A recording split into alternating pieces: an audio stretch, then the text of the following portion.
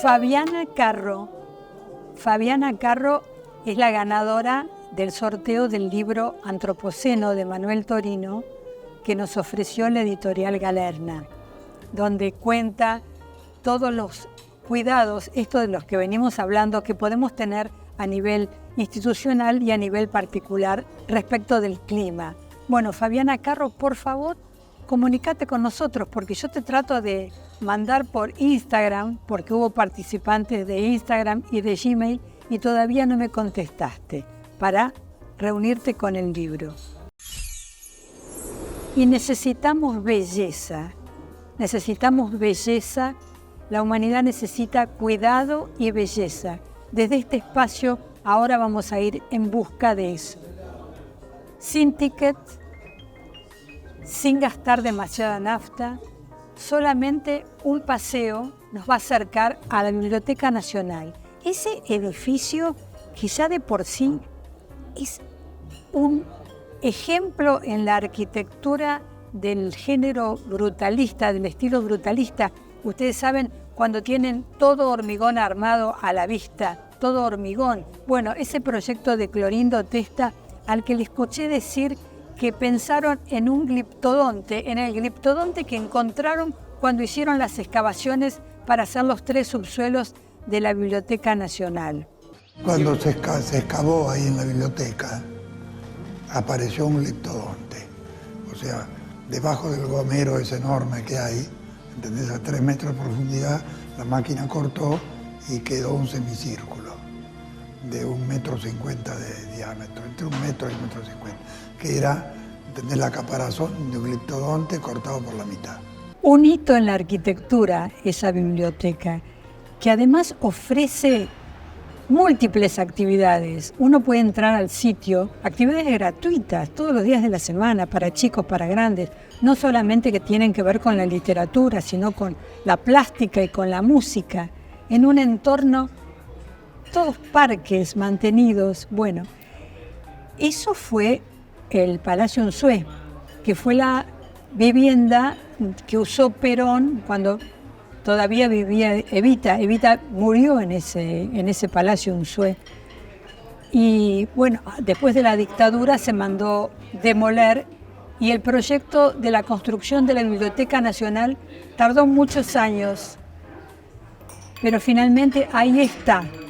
La primera Biblioteca Nacional tuvo sede en el Cabildo de Buenos Aires, en 1810. Después fue a la calle México, que todos conocemos, cuando el director de la Biblioteca Nacional fue Borges, por supuesto. Y ahora este edificio, que realmente es un paseo imperdible, que muchos porteños se lo pierden. Hay un café además, un café que antes se llamaba Café del Lector, ahora se llama algo que tiene que ver con la palabra gin. Un entorno de parque, vegetación. Bueno, ahí me acerqué porque hubo un acontecimiento a raíz de los 60 años de la publicación de la novela Rayuela de Julio Cortázar. Cortázar, que lo conocemos por cuentos, poeta, pero esa novela marcó un antes y un después en la literatura argentina, aunque venía del boom latinoamericano junto con Vargas Llosa y García Márquez. Muchos la definieron como antinovela, pero Cortázar mismo prefería llamarla contranovela. Bueno, ese autor, que había nacido en Bélgica porque su padre era empleado diplomático o miembro del cuerpo diplomático, los padres eran argentinos. Él nació en Bélgica y siempre esos primeros años de vida determinaron que hablara con la R francesa, ¿no? Y una infancia a la que me acerqué justamente para el programa de hoy, donde me entero que el padre a los 6 años dejó de verlo. Y eso le provocó tal vez una infancia de mucha tristeza, que lo convirtió en un lector fervoroso, que lo mantenía mucho tiempo dentro y que finalmente la madre se preocupó y le consultó primero al maestro y después a un médico. Dice, bueno, señora, sáquele un poco a tomar sol. Esos primeros años lo convirtieron en un fervoroso lector. Y leyó a Verne, a Victor Hugo, a Edgar Allan Poe, al que después tradujo, porque Cortázar, hay que decirlo, además de profesor, escritor, crítico, fue traductor de la UNESCO, en esa fascinante vida entre el Río de la Plata y París, a donde fue porque primero la dictadura no publicaba sus textos y después se manifestó antiperonista. Cuando regresan los padres a la Argentina, primero vivieron en Banfield y él cursó la carrera de maestro y de profesor en el Mariano Acosta. En Bolívar dio clases también en Saladillo y en Chivilcoy. A raíz de los 60 años de Rayuela, llamó la atención unos docentes que en Bolívar convocaron a los alumnos a hacer una lectura de Rayuela, una lectura dentro del aula y fuera del aula. La rayuela se juega con una piedrita que hay que empujar con la punta del zapato. Ingredientes: una cera, una piedrita, un zapato y un bello dibujo de tiza, preferentemente de colores. En lo alto está el cielo, abajo está la tierra. Es muy difícil llegar con las piedritas hasta el cielo. Casi siempre se calcula mal y la piedrita sale del dibujo. Poco a poco, sin embargo, se va adquiriendo la habilidad necesaria para salvar las diferentes casillas. Rayuela a caracol, rayuela rectangular, rayuela de fantasía, poco usada. Y un día se aprende a salir de la tierra y remontar la piedrita hasta el cielo, hasta entrar en el cielo. Lo malo es que justamente a esa altura, cuando casi nadie ha aprendido a remontar la piedrita hasta el cielo, se acaba de golpe la infancia y se cae en las novelas en la angustia al divino cohete, en la especulación del otro cielo al que también hay que aprender a llegar. Se olvida que para llegar al cielo se necesita, como ingredientes, una piedrita y la punta de un zapato. Estos 60 años de Rayuela convocaron a un grupo de intelectuales a la Biblioteca Nacional para pensar, repensar, comentar. Estuvieron Yvonne Bordelois, Irene Chiquiar-Bauer, Silvia Hoppenheim, coordinados por Mariana Iglesias. Mariana Iglesias es una periodista especialista en Cortázar, que además es la periodista de género del diario Clarín. Junto a estos nombres que digo, estuvo también Sergio Pujol, que es un periodista especializado en música, crítico, que fundamentó el gusto, la pasión de Cortázar, además de la escritura, por la música.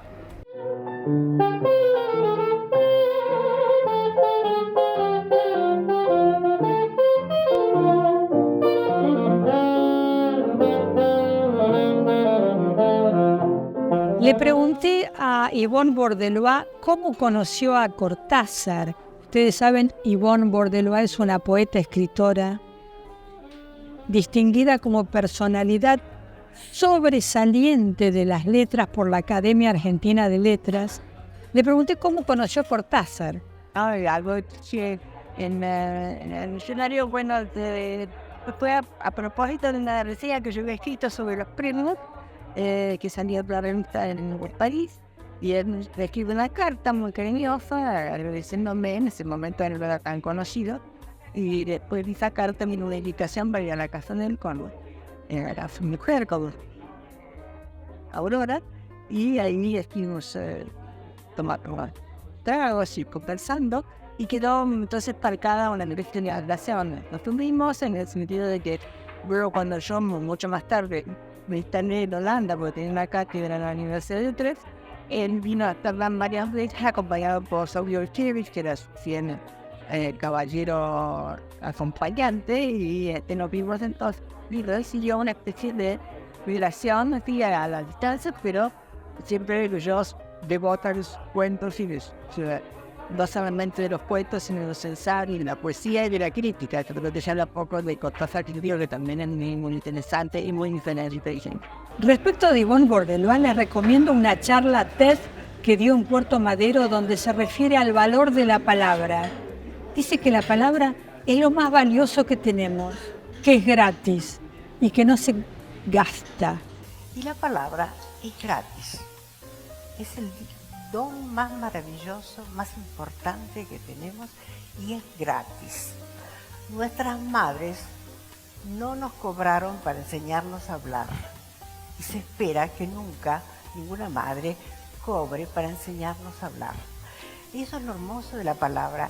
Es gratis y sin embargo nunca se gasta, nunca se rompe, se recrea, está allí, está siempre con nosotros.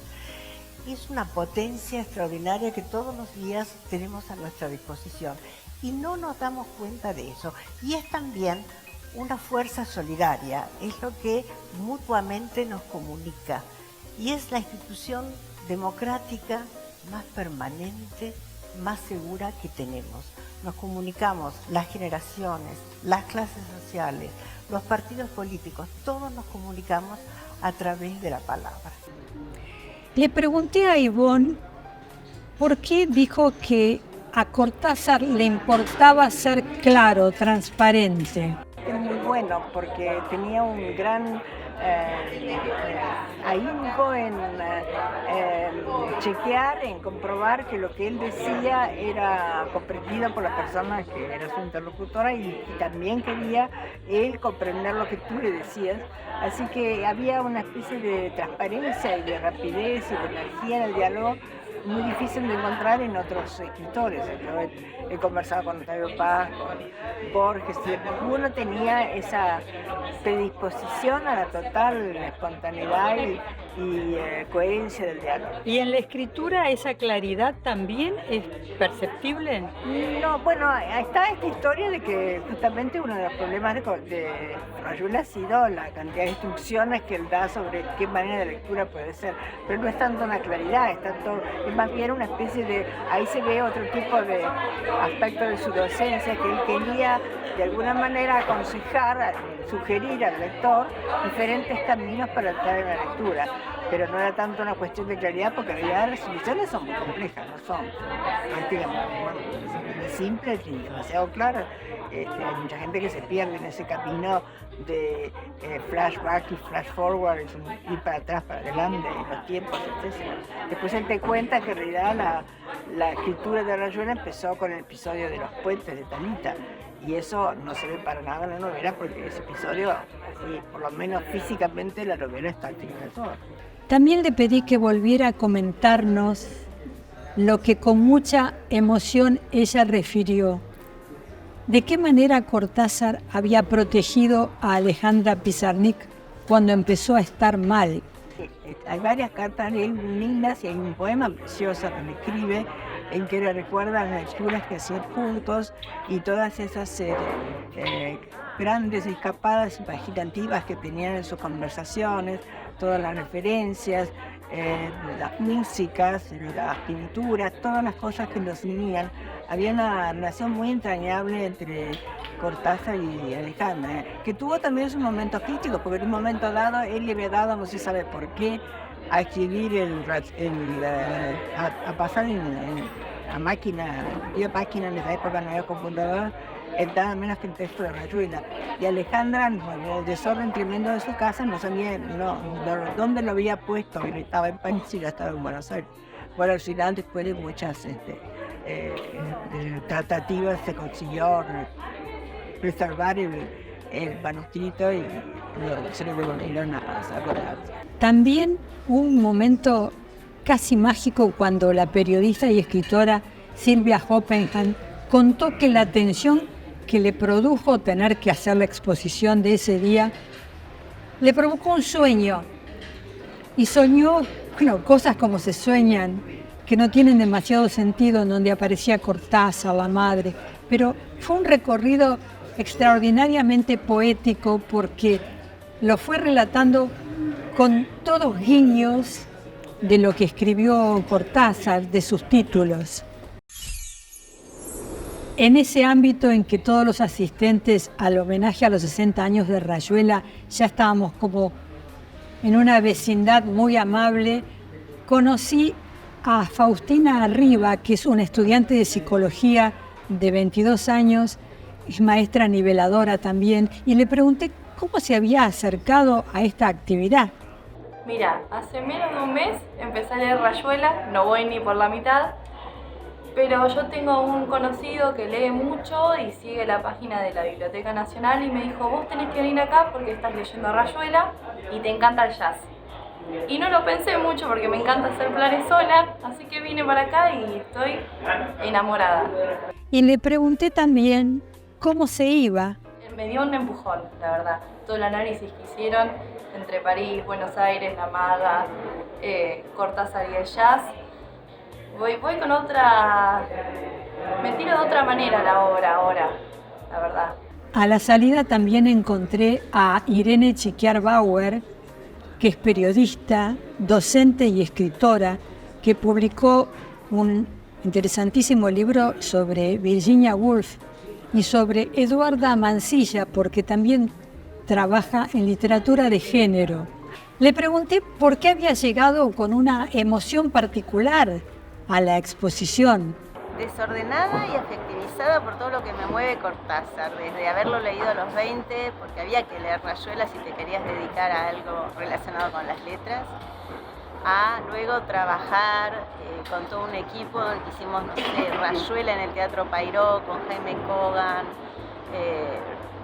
adaptada por Ricardo Monti, actuó Raúl Rizzo, Virginia Innocenti.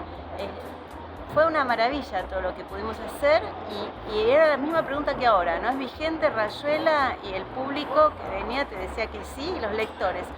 Hoy le pregunté a la editora cuánto vende Rayuela, me dijo 10.000 ejemplares por año.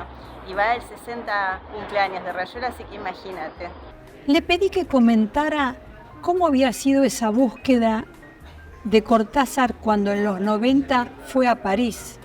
Había que empezar a indagar sobre Cortázar porque al año siguiente íbamos a hacer esta muestra homenaje. Entonces fui a la Maison Latinoamericana, estaba el poeta Arnaldo Calveira, le dije que queríamos hacer esto y con una generosidad enorme me pasó a otros amigos de Cortázar, Saúl Yurkiewicz, de ahí pasamos a Aurora Bernardes y estaban muy sorprendidos de que se hiciera esto. Vos sabés qué llamativo, ¿no? Que en los años 90 se brindaron, dieron todo, vinieron acá a la Argentina y sorprendidos porque se hiciera el homenaje a Julio Cortázar. Y también, ¿qué expectativa tenía que nuevos lectores o lectores jóvenes se acerquen a una novela como es Rayuela, una novela de 500 páginas? Sí, y claro, porque es zambullirse en los libros, y eso pasa, las generaciones jóvenes, eso se ve en la Feria Internacional del Libro y en la Infanto-Juvenil también, leen libros muy voluminosos y uno se sorprende, ¿no?, de qué libros, y entonces de esos libros muy voluminosos que son sagas, heroicas a veces, o de aventuras, o de ciencia ficción, bueno, un lector joven pasa a Rayuela porque tiene mucho tiempo por delante. Todo ese recorrido de París, Buenos Aires, señalado como lo hicieron los integrantes de esta mesa de intelectuales que se refirieron a los 60 años de Rayuela, a un París mítico, a un París en donde, por ejemplo, contó Yvonne Bordelois que en la Sorbona, donde ella asistía como becaria, los alumnos no podían preguntarle a los profesores, tenían que tener la valentía de acercarse después de clase si es que les hacían como un gesto de que sí se podían acercar. Claro, era un París previo al Mayo francés, al Mayo del 68. Qué contraste con los episodios que en este momento vemos de esa ciudad, episodios de vandalismo.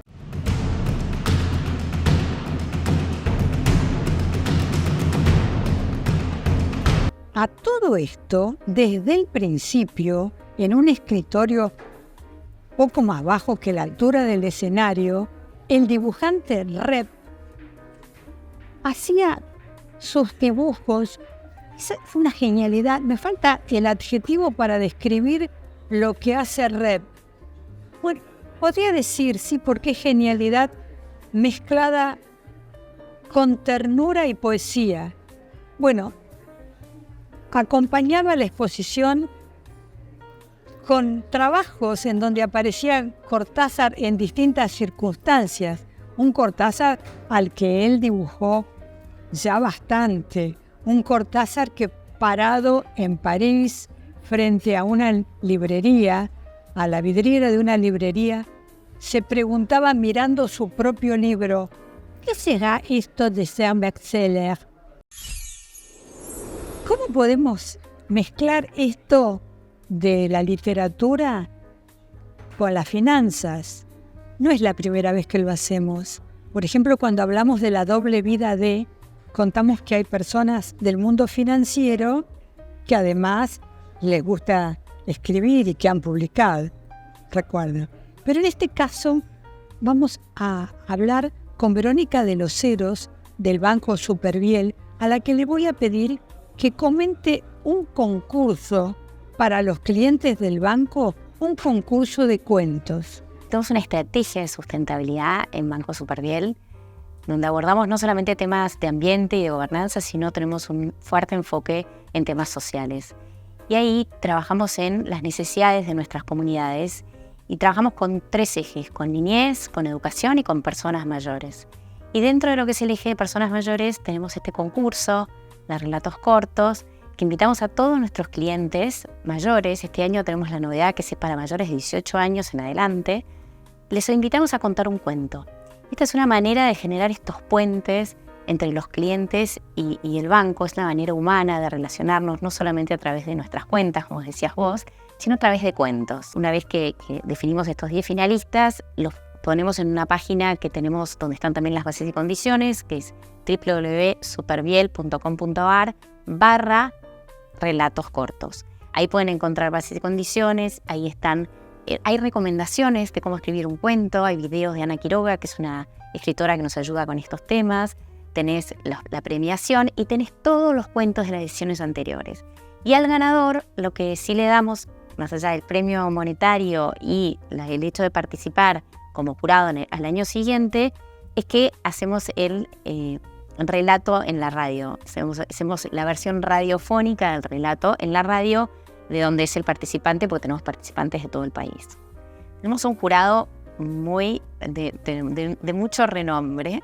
Tenemos a nuestro querido Eduardo Sacheri como presidente del jurado. Él nos acompaña desde la primera edición, nos ayuda también a darle forma a este concurso.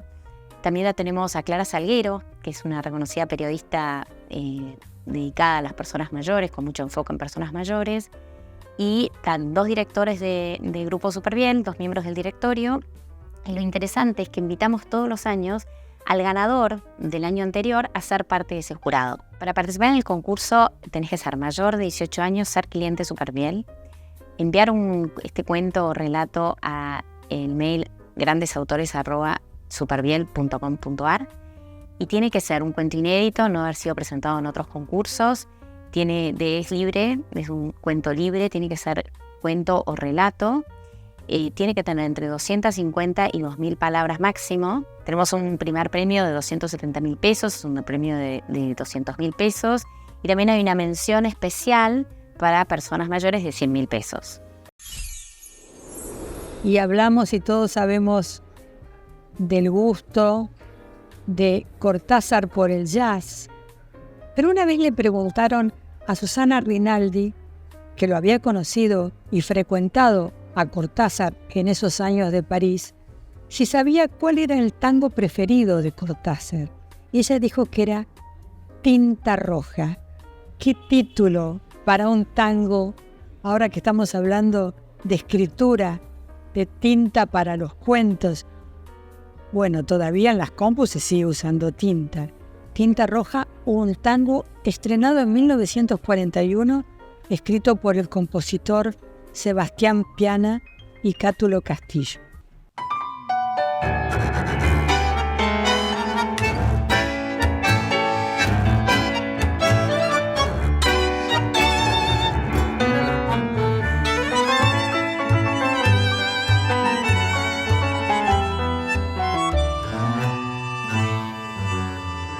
¿Dónde estará mi arrabal?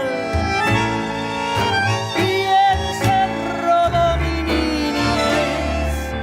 ¿En qué rincón, luna mía, volcas como entonces tu clara alegría?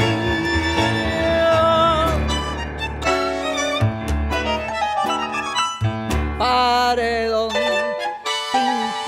roja en el gris del ayer, tu emoción de ladrillo feliz.